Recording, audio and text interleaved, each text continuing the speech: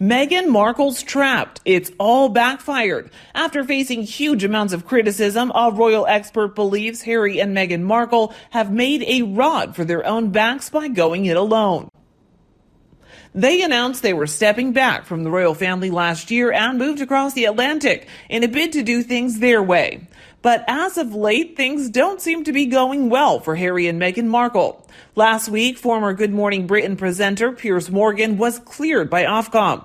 Meghan, who hinted to Oprah that she'd been silenced by the royals, received a huge backlash and was branded a hypocrite, with Piers gloating, a resounding defeat for Princess Pinocchio's.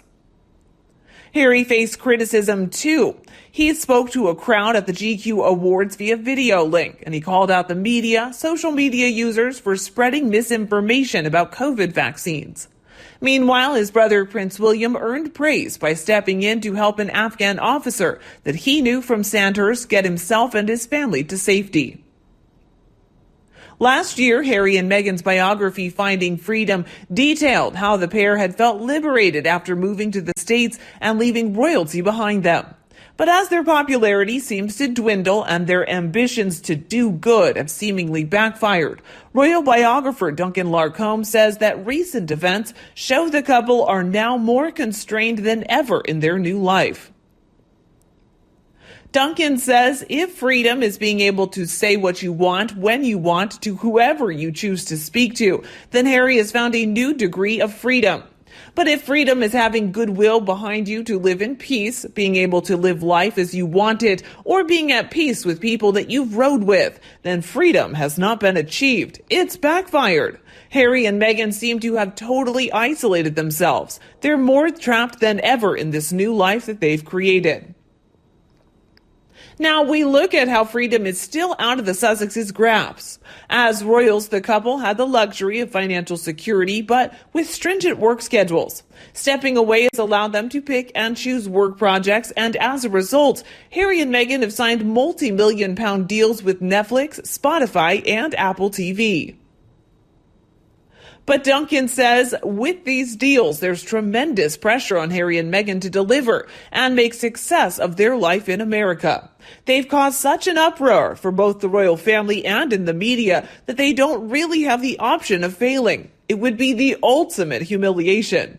If Netflix isn't happy and the production doesn't get the audiences that they're expecting, they won't give them another contract. They've entered a commercial world and it's cutthroat.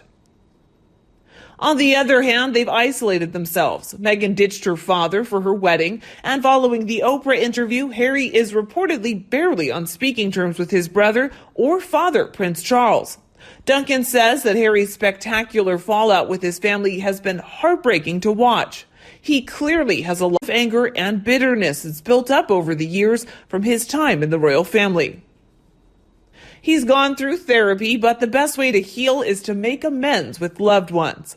All he seems to have done is to damage his relationship with his family, and the book that he has coming out next year certainly risks him being cut off for good. So I don't think he'll be able to feel free and at peace if that happens.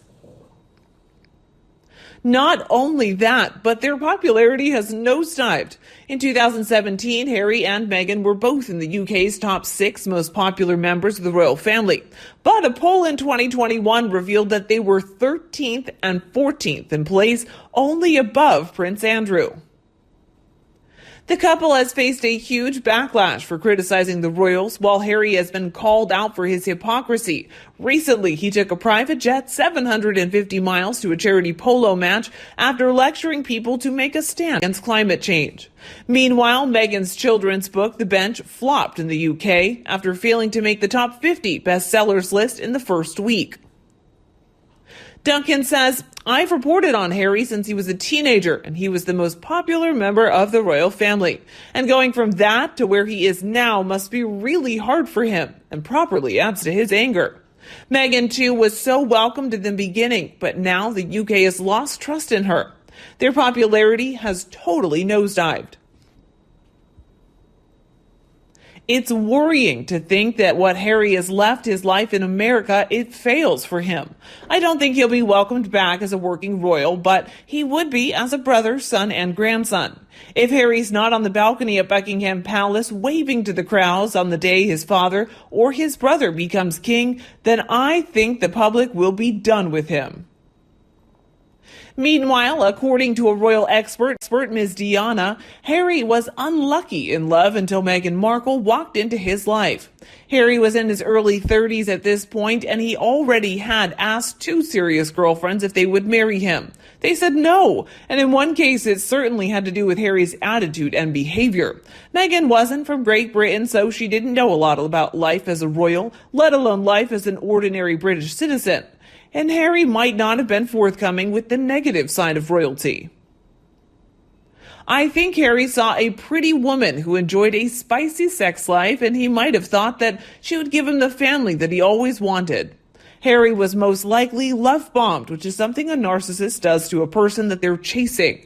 Meghan lavished the praise, the attention, and she genuinely adored Harry. I'm of the opinion that Meghan and perhaps Harry are both narcissists. This is based upon reading what others know about narcissism, along with noticing how Meghan acts like a close family member of mine who does suffer with narcissism. Onward. Meghan was Harry's first girlfriend who was willing to marry him. He didn't date her overly long at all before he popped the question. They were enjoying a roast chicken dinner when he went down on one knee and asked her to be his wife. I do think Harry initially liked Meghan's American outlook on life, and he had said for years that he might be persuaded to leave Britain. Meghan had some definite ideas about being royals in America, and that must have appealed to the couple. Meghan made Harry her whole world for a while, and she even daringly went on Vanity Fair to proclaim her love for the British prince. This was a first, and Harry must have felt honored. Some claim that Meghan posed as a more successful actress than she was, but Harry could have easily looked into the details if he wanted. I think the prince liked what and who he saw and decided to make her his wife. Meghan's looks, her freeing ideas, her dream of surpassing Prince William and Catherine, her desire to be a royal while wanting to be woke, and her unfailing confidence probably worked its charms on Harry. Meghan handed Harry a different mindset from the one his aristocratic group of friends possesses, and even though she might not have fit very well into his world, maybe he could fit into her world of celebrities. Did Harry find that exhilarating? Maybe he did think leaving the monarchy and its rules behind would work for them. Maybe he wanted to make Meghan happy. Either way, they live in California now, though rumors persist that they're contemplating a move to the East Coast. Harry might have started out very happy, but most of the time, lately, he looks incredibly sad. Somewhere along the way, the hand-holding, the brilliant smiles, and their professed love of the royal family ended or was lost. As a Meghan would have been charming, making sure to listen more than she spoke.